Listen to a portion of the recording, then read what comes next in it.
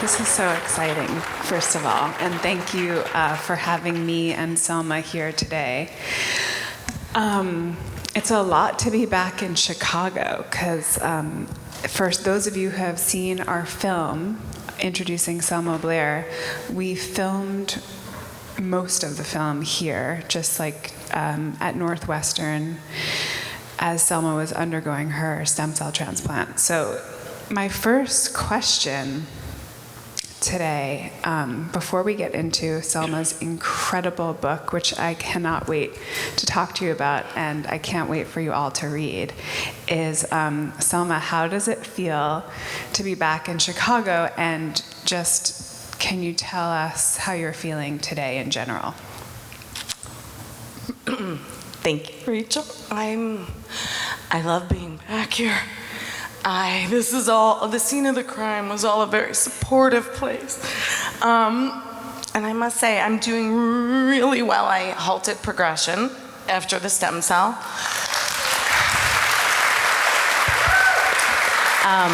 It was, it was a particularly aggressive case that no other disease modifier I couldn't tolerate. And so while I'm doing very well, I do have things I didn't take into account when I was going into it, which is fine, because I did what I set out to do, but I have, real blocks with speech that I still wonder and try and figure out. They are intermittent, like tics and Tourette's-ish things, and my balance is off and I get tired, and I'm really doing this as a disclaimer. If I wind around and know I'll come back and I'm fine, or I'm fine with someone saying, let's rein it in, because I have some differences, but I'm really open about it because I assume a lot of people have stuff they're dealing with. Okay, enough about me. Go ahead. So one of the things that I've been thinking about is I spent over 50 hours interviewing Selma Blair, and I never once prepared a list of questions, so it's very odd for me. I wrote some things down because I wanted to make sure to hit all the topics, but we also had like a very intimate setup. When we were making the film, it was often just me and Selma and a cinematographer and like a sound person sort of lurking in the background. And so it's quite an experience to be talking with her, with all of you here, but you're so friendly and so lovely, so we don't know that yet. No, they stood. I mean, they stood up. No, oh, right, you stood up. That is a huge effort. Thank you. Yes. Yeah, yes. So, distrust. And also, I might say that it's really fun to be back in our Q&A situation, because during the fall of 2021, we released our film and we got to sit on stages a lot together. And so it's really good to be back with my pal, Selma. One of the things that I read this book, first of all. It is a book that I could not put down. It's the kind of thing, like, when you're reading a good book and you can't wait to get back to it. That was my experience of reading Mean Baby. And there are things in the book that just stick with me. And I'm not going to give it all away, but I wanted to just first start, with that sort of simple question of, first of all, writing is so painful. And I watched you endure so much physical and emotional pain. And so what inspired you to write this book? How did this book come to be? It's perfect that I'm sitting here with my beloved Rachel, who really was a huge start of the process of taking stock and meeting myself and my life with the documentary. And when I got stem cell, I was really in a much better place to want to drop things that didn't serve me, and I don't think I even knew what they were. It's all muddled in, and you hold things and you don't realize things hurt and oversensitivity or not. I was just really starting to get a balance, and I knew I wanted to write a book with some of the same stories I had heard or told myself, and it was an extension, really, of the documentary. Like you've said, truth is contagious, honesty is contagious. And there are rare times, it's very rare, if you're honest, that it's going to be anything too horrible. If you go into something with a real honest connection, it made it easier and unburdened. And so things were uncovered. You always said, like Anne Lamott, I think it was, bird by bird. Thank you for giving me that book. It was brutal. I hated writing a book. I love a book. I want to be a writer. That's all I've really ever wanted to be. It was so painful because I got out of practice since college, and then I didn't know my process because I had just finished stem cell. So I was foggier, and I couldn't use my hands in tandem. I can use a hand and I can use a hand, but you put them together. That's real. And I'm not making fun of it. I get, some spasticity. I didn't realize all this as I went to write the book. And so I wrote on a yellow legal pad. I veered. Continue. Yeah, totally. Well, I realized. I had to stop writing myself during the pandemic because I found it to be too painful. It was too much. It's like you dredge up these memories, and I really think that. Yes, the COVID of it made it painful. I had fantasies. I'd be with the editor, the writer. I didn't know a writing process for a real book, not just the ones I'd written in my journals my whole life. Yeah. So it was derailed by COVID, which is fine. So it was painful. It was hard. So painful. And the thing that the memories that you dredge up when you're writing, there's the memories of your childhood that I think are just always kind of playing in your head. And then there are these memories, I think, that are dredged up by the writing process. And so something came to mind. I won't give away too much, but there's a part of the book where you describe your feeling of shame when your sister, Lizzie, told your mother that you had eaten the spaghetti with the sauce and the cheese not yet mixed in. And that was like a real, no. She didn't stir the cheese, Mom. She ate it without it being mixed in, and how much shame that evoked in you. And that undid me. The Parmesan cheese incident undid me.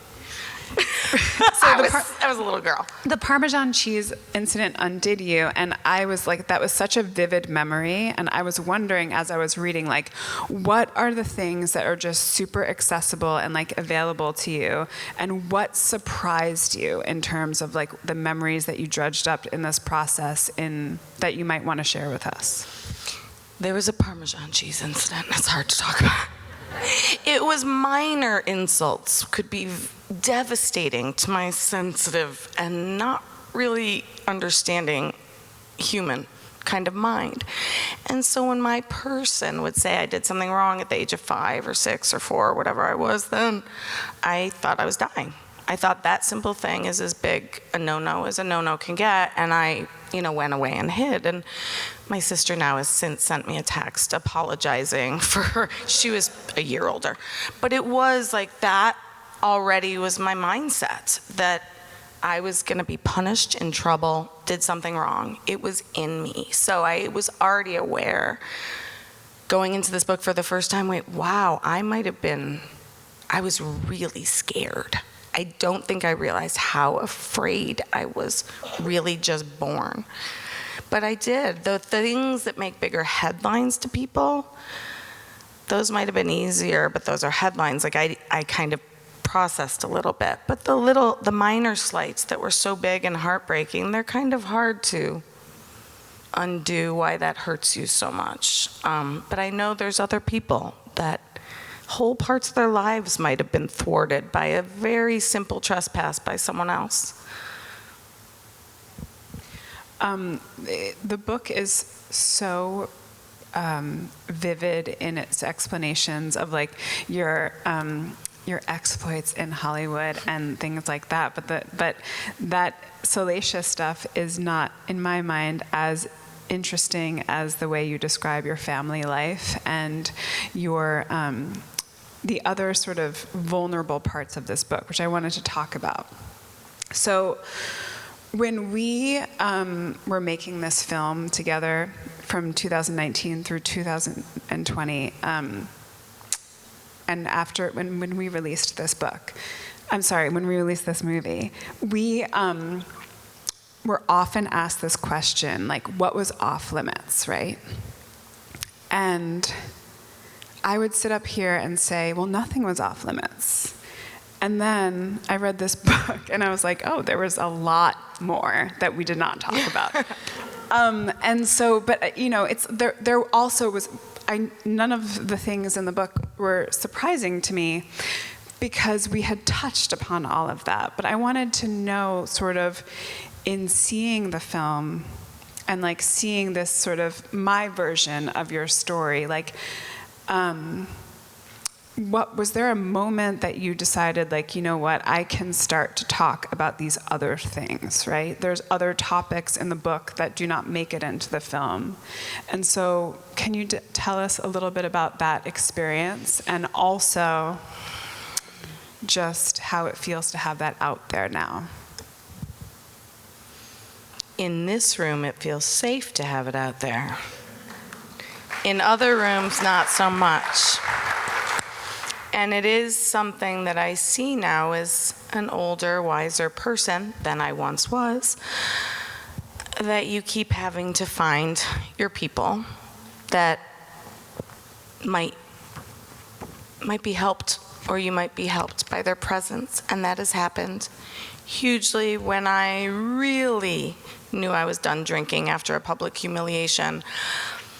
And I didn't know how I'd recover, but I knew I had to. There was no question I would be sober from drinking and never touch it, and that I would be a mother and get my shit together better. And then it was hard when I quit drinking, but I still felt the same way that I had. I didn't know about the MS, I didn't, but at least now I had people to talk about it and help clarify things. I am on track, maybe more than I think I am. Guide me back. You're doing good. Okay, but where were we? Oh, safe rooms.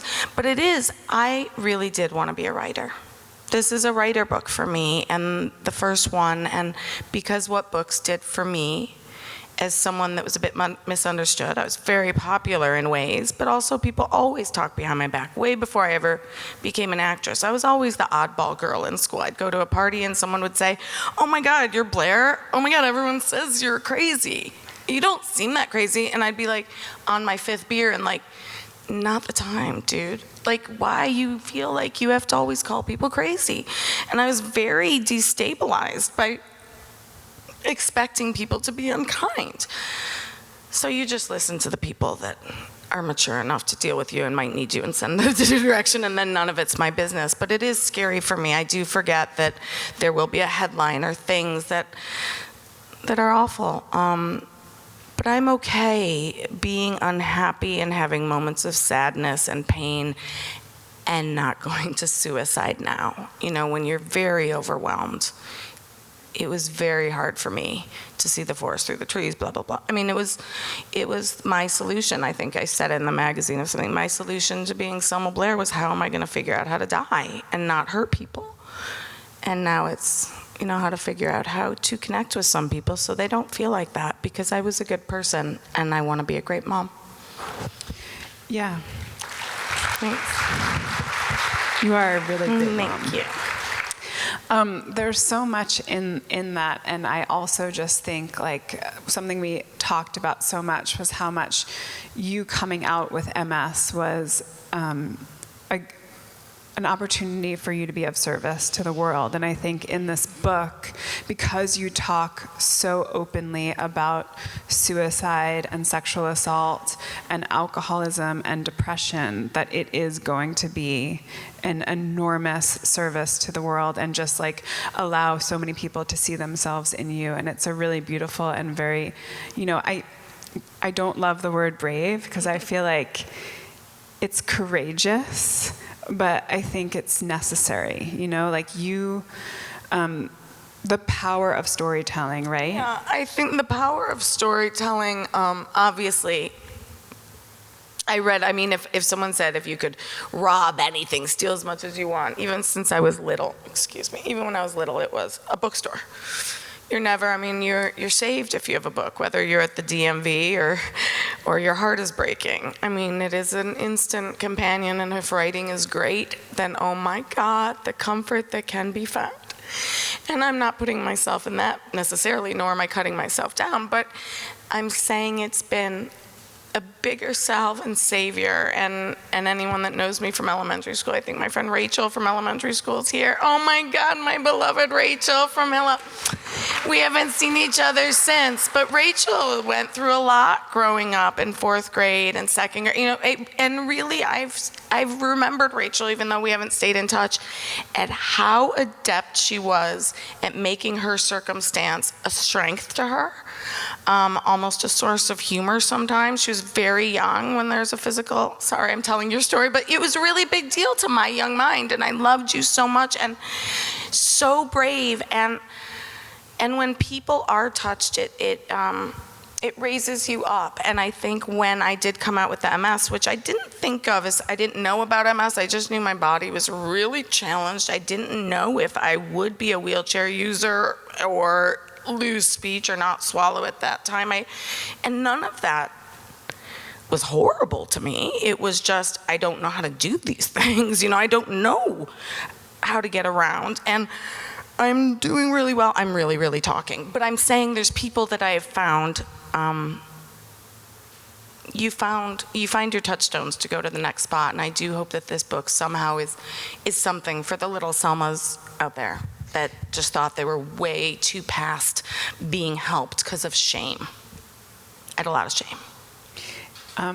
It absolutely is going to help people. And I think that just being, one of the things that we talk a lot about is the truth, Selma set the bar very high in terms of her vulnerability and the generosity that she gave me and our audiences when we made this film. And she just started telling the truth in a way that was almost surprising to me as a filmmaker. I was like, oh, this woman is really going to show me herself. And so I just feel very excited to be in Chicago as an Oprah Winfrey fan and get to say this, which is, can we see the clip? Like I always say, I say it so much now, it's annoying, it's my motto, but we have a long time to be dead, and I spent so long trying to kill myself or numb myself or check out or figure out how to be alive by being half dead. And now I just want to help other people feel better. And if I represent in some way people with an illness or speech problem or movement disorder, then more you take even without my comfort dog now my fatigue happens, and then no, that's not my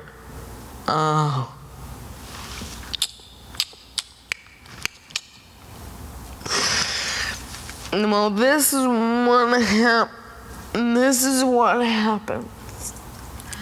That I will see that once I get really uncomfortable, but I'm not uncomfortable with you or anything. That's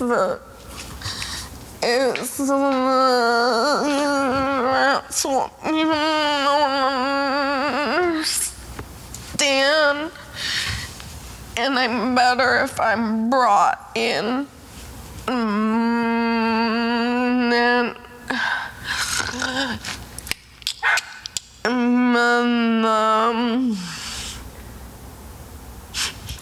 I gotta laugh. Look at how I'm dressed. I'm taking away my stimulus, so I shut my eyes. 'Cause there's only so much, and it happens that fast.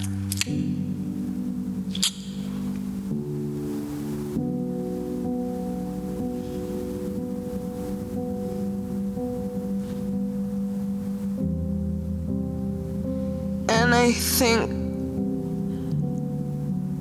everything in me has some shame right now. In the beginning, when I got a mess, it was like this all the time.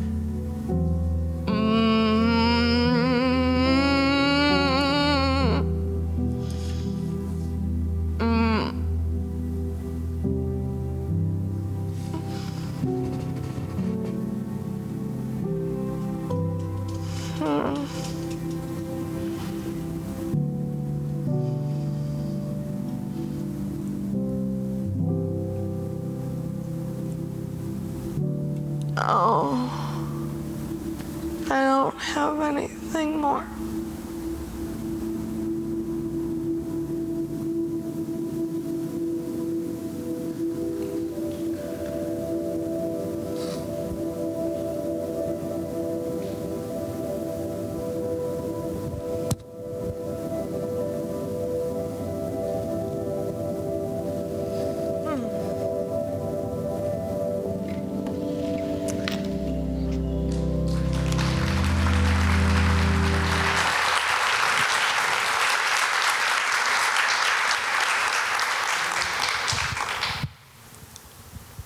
I just wanted to take a moment and just reflect back to you about what's happening here.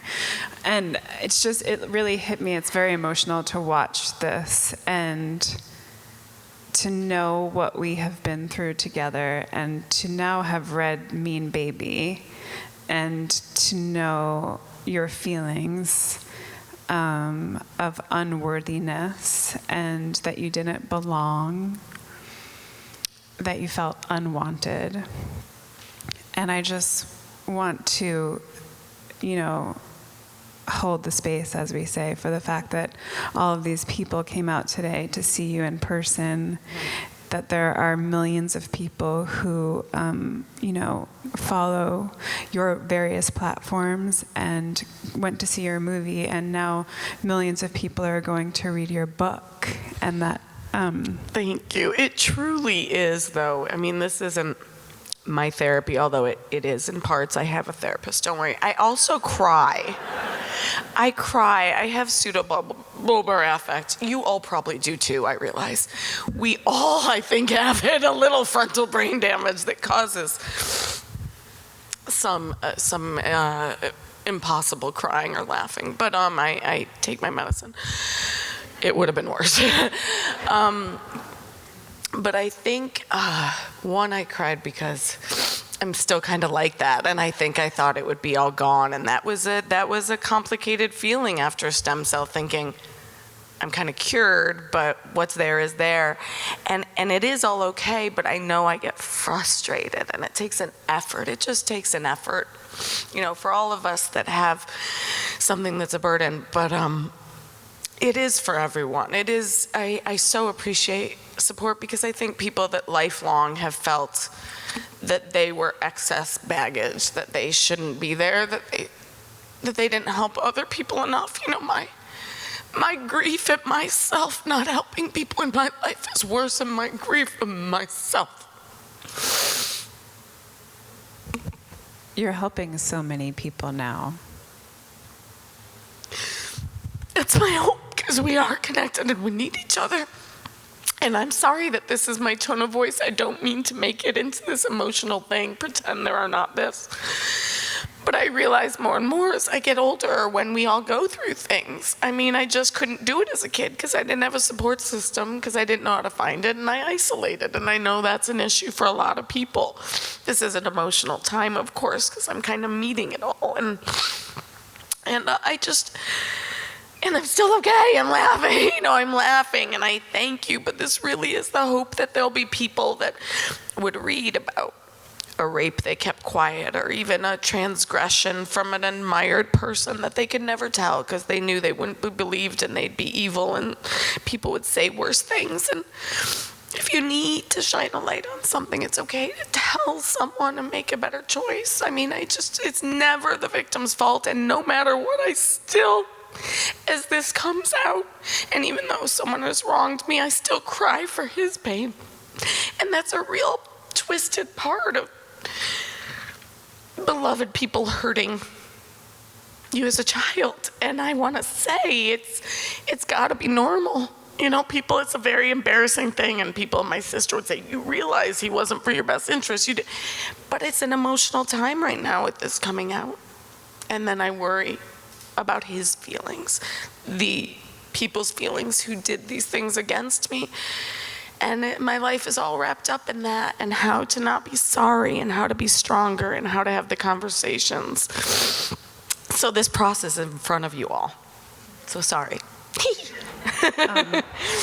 Well, I think you know, there's so much to say, and I'm like looking at the clock, and I'm like already mad because there's like 15 more questions I want to ask you, but we are going to let you all ask Selma some questions, so maybe we can cover it all together as a group. But I guess the thing that I'm thinking about right now that I want to just have you touch upon, well, we'll start with one thing, is your mother passed away while we were filming this movie, and you were really, I watched you experience a lot of grief when we were going out in the world with the film and seeing sort of my small interpretation of your relationship with her. And now reading the book, it is just, I mean, it's stunning the way you just, there's many, many, many pages about dear beloved Molly. There's so much there. And it's really exciting for me as someone who knows you so well, and also to have only scratched the surface about your relationship with your mother, to get to know her so well in this book, which is amazing. And I mean, just to your sense of humor, I'm not gonna go on, but Selma asks her mother, what's for dinner? And her mother said, poison. And I just like, I can't get it out of my head. It's so you. And so I wanted to know if you could tell us sort of how you, in writing this book, were able to either experience some of your grieving, to experience how you were so much like your mom. I am so much like her. Oy vey. Except she would never say oy vey. No hatred for the Jews, but she was not an oy vey person. I am an oy vey person. My mother, she was fabulous and did so many things. Her sense of humor is mine, and I see she was very critical and could be unkind, absolutely, but could be loyal and wonderful and all these things. But I was, as she said, I'm like, Mom, why aren't there pictures of you? And she'll say, oh, you were totally abused and neglected. You were the fourth. I was a lawyer. I don't know what to do. You're my favorite now. Does that help? Sorry, you still don't space attention. So there was like love and communication, but you know, it was very real. And I was a kid, and now I find I probably do this to my son, so I am already buying him pens and paper so he can write his memoir of his critical mother. And he said, you are critical. And I said, I'm critical because you're acting like an idiot, you know, and that's my mother. I've done it. I'm an asshole. His book will be Mean Mommy. And I love him more than anything. And he will embarrass me. And people say, you nursed forever, Arthur? And he'll go, oh yeah, still am. And he'll try and get under my shirt for shock value. It is my mother, and it is me, and he is gonna put me in jail with his lies. I'm telling you the truth here. He is not abused, other than my verbal mannerisms. He'll deal with it. Anyhow, he's a punk, and my mother loved him. And when he was nursing in front of my mother, before she died, apparently, because why otherwise, to tell that story, creepy. She was really funny, and it was before she really had declined, but she kind of pushed him off and said, my boobie, and like we're a weird family, like we're joking. It doesn't always play to the right crowd, but you know, you gotta know your audience. We didn't always, but she figured my son was her audience, and it worked, because he laughed for the first time instead of like screaming at me and grabbing more boobie, and he let my mother have my boobie. How nice. And a bond was made, and my mother didn't really drink. Maybe. I'm going to I have 3 more minutes, and I need to use them because I'm going to be really upset if I don't ask you this question. So You said in the book you were born terrified, and I keep thinking about that because I think of you now after reading this and after spending at least 50 plus hours. I think it was more than 50 hours, but those were the ones that were captured on film. You are like, I see you now as you are deeply sensitive and at the same time so strong. Such a Cancer, the crab, you know, the hard outside and the soft inside. But June 23rd is her birthday. You should send wishes. Oh, for sure. Send presents, money. Like, I'm fine. I love public adoration. So with this in the book, you talk so much about the darkness, right? And but you also talk about the joy. And in writing, as this like therapeutic modality, we learn so much about ourselves. And I want to know, just in this final moment before we turn it over to the audience, like, what have you learned from like the film coming out, from this book about to be coming out, from the adoration? Like, where is your self-compassion? Do you still feel afraid? Tell us, Selma. I do not feel afraid all the time. I don't. It's It's really a miracle. I mean, I was in shock, I think, my whole life, just being born. Just in shock.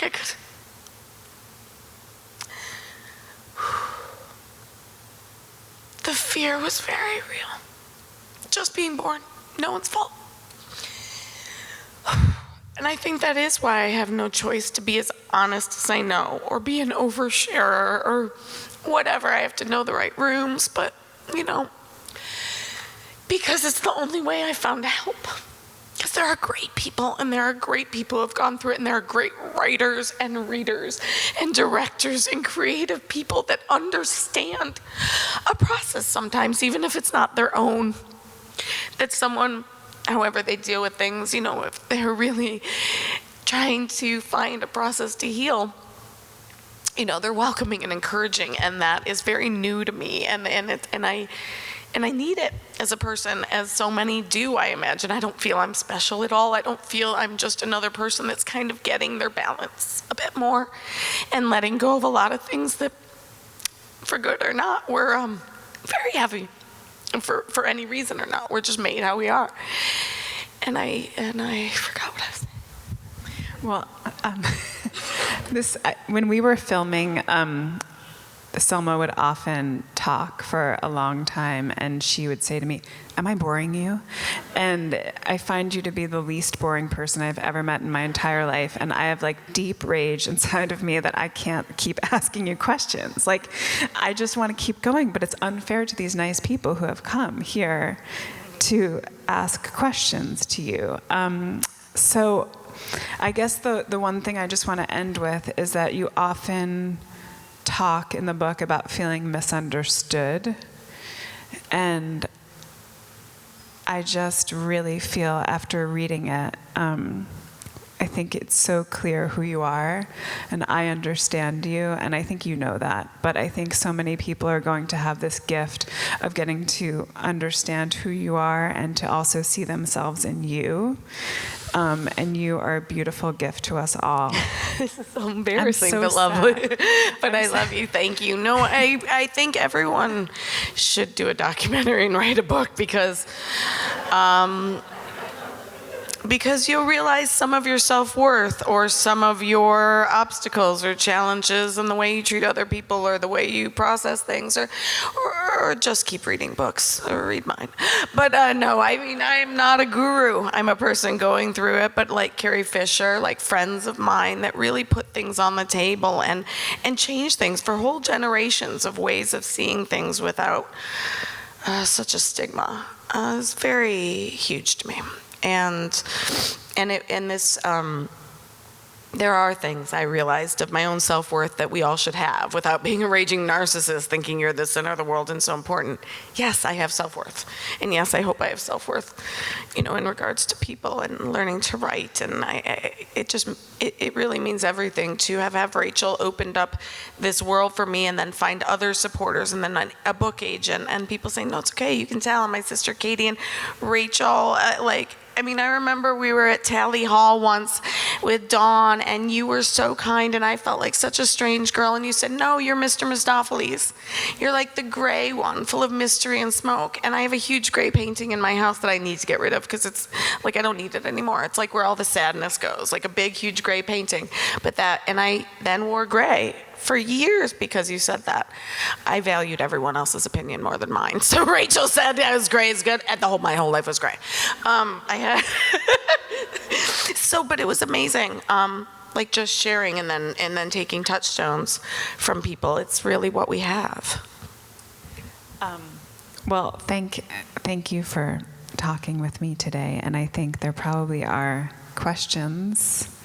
I'm so excited to hear. How are we doing this Phil Donahue style?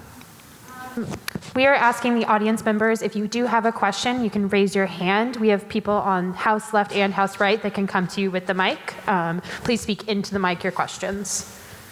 We'll turn it over to our first question. Hi, thanks for being here. One of the things as an adult dealing with trauma, childhood, adulthood, I'm sure your childhood stuff came flashing back as well, is dealing with the words, you're too sensitive, and I'm sick of it, basically, because it's such a positive and it needs to really be flipped, those words, as we say those to people, because it takes such strength to be sensitive. And not to go against your book, but I read a book, The Orchid and the Dandelion, a few years back, and I realized that I was an orchid, and that there are people with certain sensitivities that require a little bit more nurturing and more care, and that I think we're told we're supposed to be these dandelions. Go out there and just do it. And we get to a place, and what I'm getting from you, which I'm so grateful for, is that being a dandelion is strong, and it takes a lot of strength to hold on until those flowers come back. So as a fellow orchid, I thank you. Thank you. You know, even as I sit up here and cry, and again, I said this room is safe, because you're all lovely. You really are, to be here so kindly and listening and interested in ourselves. And it is, I sit on this stage and I might cry, and then I worry, oh my God, will my friend Troy or my manager, publicist, oh my God, am I losing myself? Will they say I'm crazy? Why is crazy such a bad word? Why are we so afraid? If someone calls me crazy, if someone's saying, oh, I'm gonna tell, I'll take your credibility away because I'll say you did this and use this. And that strangled my mother's sense of self, and it made her wanna be tough because the people around her were not sensitive. And she had to keep secrets. And I had to keep secrets because I never wanted to seem crazy. What is crazy? It's people not understanding what we all need. And thank you. And I am not ashamed of my tears, and maybe MS happens because I wouldn't have let it out otherwise, and I would have continued hurting myself, and others would have, but I am one chance in what's left in my life, and there's a million hardships and atrocities going on, but this is our life here, and we are entitled to feel the way we feel, and people can be wonderful and they can also be monsters, and it's okay to shine a light on things. And hopefully they'll learn to handle it too, and some of the monsters will soften in time. I hope. Thank you so much. I did just have one note. We have our next question. If you could try to keep our questions as brief as possible and then give your name as well when you're asking the question, that would be appreciated. Thank you. Hi, Selma. My question for you. Hi, sweetie. Hi. Yay. Hi. I love you. Yeah. I'm gonna hug you so hard after. Yay. I hope you don't have COVID. My question for you is, what was your favorite part about writing the book? I know a lot of topics in it aren't easy, or they're not, the most fun and exciting, but what was fun for you to write? I mean, there are those moments, those hours where things come easily, and you're sitting there, and before you know it, things are clear, and you have 20 pages down that really connect with you. You say, wow, I really feel this is a truth, and it's easy to write, and those moments were kind of far between for me, but they happened, and I made, but when those happened, what a relief. And I hadn't been in the practice in a long time. I wrote in high school, I wrote in college, I've kept journals and would refer to, there's too much information all over the place. It's hard to contain. But when I did have those moments, and then talking to you at in the Hamptons, and Kia Brown wrote a book, it's wonderful. Disabled and Cute. Love you. Love you, so cute. But it was like really taking back your narrative or the things that were said about you, and then realizing when Kia wrote a book and has some physical challenges, and I was like, did you have that? Did you? And just as I've grown into this body, a great part of this book was I actually had trouble writing it because I didn't talk about MS that much in this book or my issues with it, but it was actually there every day as I was trying to write because I couldn't use a computer. I still can't. I just go blind and dizzy. It's like the focus. Maybe one day I will, obviously, but I couldn't. And I would longhand write on a yellow legal pad my notes section and send it to Troy or my book agent, or send it to the people that could be like, okay, I got it, because I would like just burn something by accident because I'm writing something. Like I've thrown 4 pairs of glasses away because they were in a hand where I meant to throw something else away. Just that supreme aging, MS, whatever, women, menopause, chemo. It's a lot. And so it was happening in the book. So that was also the worst thing, but the favorite, because the people that supported me and took that time in COVID to type for me, my book agent typed my book. That was huge support that I would have never expected, but I had to ask, like, what will I do? And the road rose up to meet me.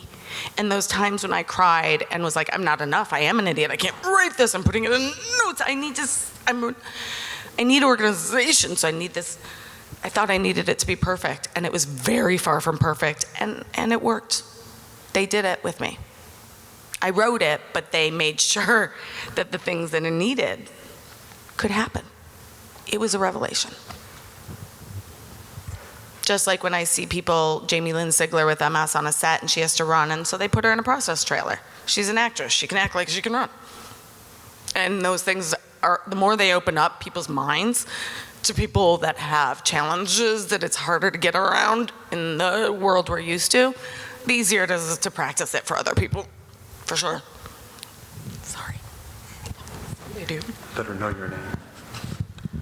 Hi, my name's Lindsay. It's super, super excited to listen to you. I feel like beyond blessed.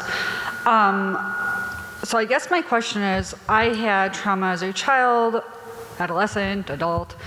I was diagnosed with MS May 30th, 2017. So when you came out and started talking about it, it was amazing. There's no, that was not something that was talked about, known about, anything. So when I was diagnosed, it scared the hell out of me. I now have a 15-month-old son.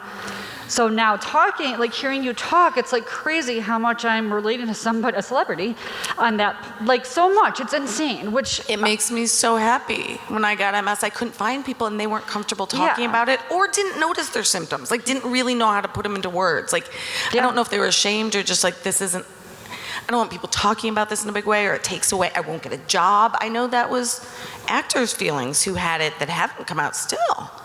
But then I was like, I have nothing to lose. I've already really made a mess of things, so I can now tell the truth and then it does change things. And I'm so happy, and oh my God, it must have been so hard to have a son or a daughter. I don't know what that after.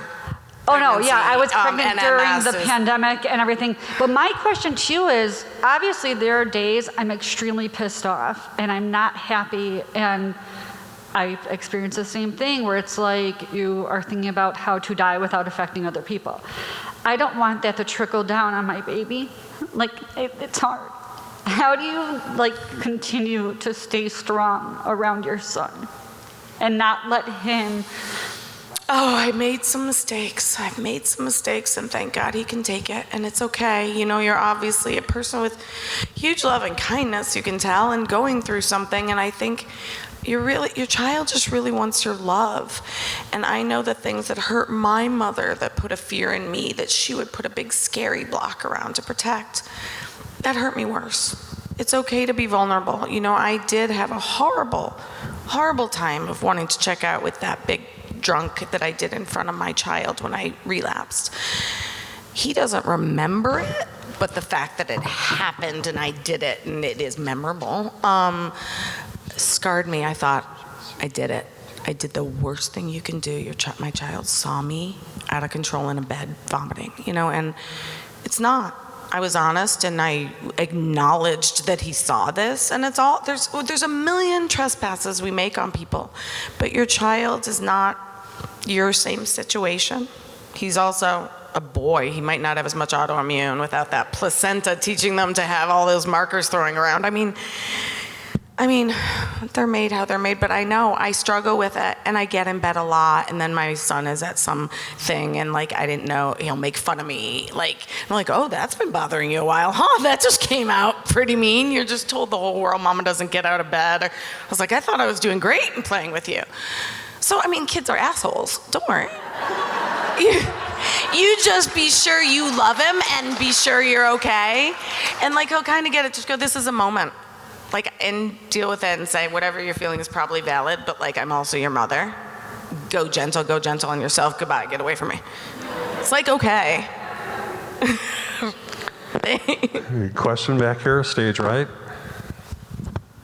Hi, my name is Deirdre. I'm just wondering, you've written about your struggle with recovery, which, as you know, is such a addiction is so stigmatized.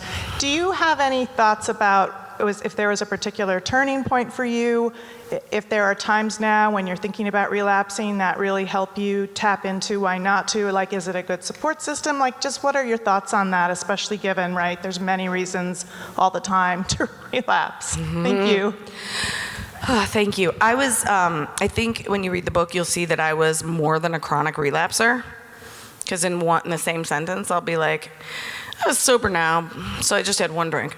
I mean, like, there was just no, like, everything was like, wait, was she sober then? She's talking about drinking again. Like, that was the problem with the drinker. You're like, 4 months, 2 months, 3 years, it all blends together. Like, I was sober on a set, but after the set, I'd get drunk. Like, there's a million ways we lie to ourselves, or I'll be good on a vacation when no one's there. Well, yeah, I tried that one. That turned out horribly.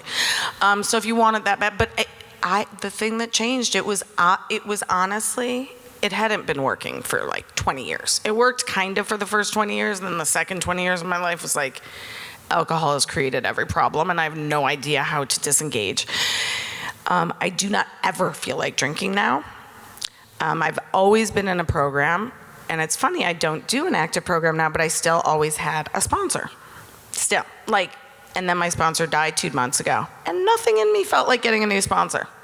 Nothing. It was like, funny enough, then the news articles come out where I'm talking about my addiction, and guess what? I now have a sponsor because the sponsor found me. And even though I don't technically like go to A meetings, I do go to a women's group once a month. Not very often. I'm admitting all this, and it does set up for things going, you know better. Something intrinsically did change with me. I'm not cocky, but I will never touch alcohol, and if I do, I will immediately stop. Like, or die. And there's that. That's just the fact of that, and it'll be quickly. So I don't know, it was almost a miracle, but it was the public humiliation and being a mother. It was the mother, like, wow, I could hold on to being sober for his first 3 years, and then when I went back to it, first with a little bottle and then the next week with a full binge, there was no hope. I said, I almost died on that plane. It was embarrassing for other people, didn't mean to disturb anyone. I know it's not all about me, but as a mother, yes, I almost died on that plane. Not kosher. I found the strength. Like, it literally is there, and then I really did AA intensely and programs and NAD and trying to get healthy and stayed on it, but not in the ways I did before. But I'm not drinking. And if I do, oh my God, we'll have another book that'll be called Dead Baby. And you will have written it about me. We have our next to last question over here. Our next to last question. Hi, Selma. My name is Cecilia from Chicago. I was diagnosed with MS in 2003 when I was 20, and I just went through stem cell in 2017. 2018. Right after me. Where'd you go, Mexico?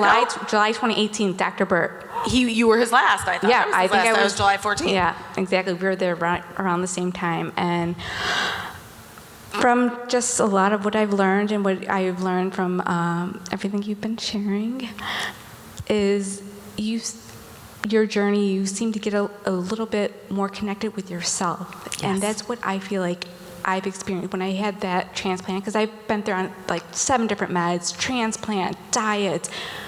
What's healed me is connecting to me. And that message, I think, is the most powerful message that can be heard. Connecting with ourselves. Great. We had an incredible opportunity to buy some real estate of time with him stopping this progression, and it really did for me. I don't have any new lesions or anything. It did take longer than he said for it to go down. Like, you know, I still, after stem cells, still had active flare, but it was going down. My patience level was very low. So I didn't understand. I thought it would be gone, but forgot that this body has been building a long time. It's stresses, it's secrets, it's traumas, it's hurts, it's falls. And so there'd be times I would call Dr. Burt after, like, I'm panicking. He's like, drink more water, like, get the chemo out. There's a lot of things happening. But we did, and it is interesting, and Troy had said to me, it's so interesting when you do HSCT for autoimmune, lupus, that tightness one, not progeria. Oh, well, I'm sorry. Anyhow, connective tissue disorders, lupus, MS, autoimmune, stuff that can get really, really hard to function, that you use it from what's inside us, autologous bone marrow transplant. And it's just a cool writerly thing to realize, like, it is in us. It's just deep hidden by the stuff that we haven't been affected by in a way. That's how I thought of it, not saying you have to. Think of it my way. No, but it was interesting, the stem cell, like, everything came from my own bone marrow and healed me, and that it was deep inside the places that are just our human selves that haven't been scared or hurt or whatever it is. I don't know. But I'm so glad that you are feeling, you're feeling this connection too, because I really don't. I think I disassociated almost my entire life. Same. Then when you mentioned the shame, like when you have then an illness on top of all of the stuff you have inside, that shame, like even I just went on a date last night and I actually took this with You me got your stick. for the first time. I mean, And how did your date respond to that? He was totally nice, totally cool. We're kind of just taking it slow by friends, but that's fine. The whole thing was that, like, I'm okay. I'm comfortable in myself, whether or not that works or not. That's all it is with people, I find. Yes. Not all, but it is a big thing, or things they're just not used to seeing, or voice differences that happen in me. There'll be people that judge it, like, is she faking? Is she making fun of me? Like, because it comes in and out. There's a lot of things you can't control what people think. Yeah. But I do find when I'm like, excuse me, it will keep happening probably, bye. And then it's calmer. People just want to be comfortable. People just want to be comfortable with the people they're friends with. And a lot of times, there's a lot of boundaries they don't understand. So yes, the more we're comfortable with ourselves, the more it's comfortable all around, I do feel. And thank you for being fierce, wearing your heels. I love it. This was stupid. I love it. But it's fun. I fall, but guess what? I was like, to the people, I was like, I lose my balance, and to the, this is a real service dog. Despite what I've let him do, if anyone could ruin a service dog, it's me. It's so messed up. Twice here, I've heard people go, "That's a service dog," and I'm like, because they'll go to say hi to people, which is such a no. We're oversharers, me and Scout. But I fell on him today, and it was so cushy. And I did say to the trainer, "Why is he so big? He's tripping me." She's like, "It's so you can fall on him, and it's fine." I was like, check. But then falling in heels and a skirt, I was like, oh, that's a whole different fear. On a dog, akimbo, legs up. But the ground is very close when you have a dog this big. I'm sad to say that that's all the time we have, but Mean Baby is out May 17th. Tell your friends. It is the best read, and I can't wait for you all to enjoy it. Thank you, Selma Blair.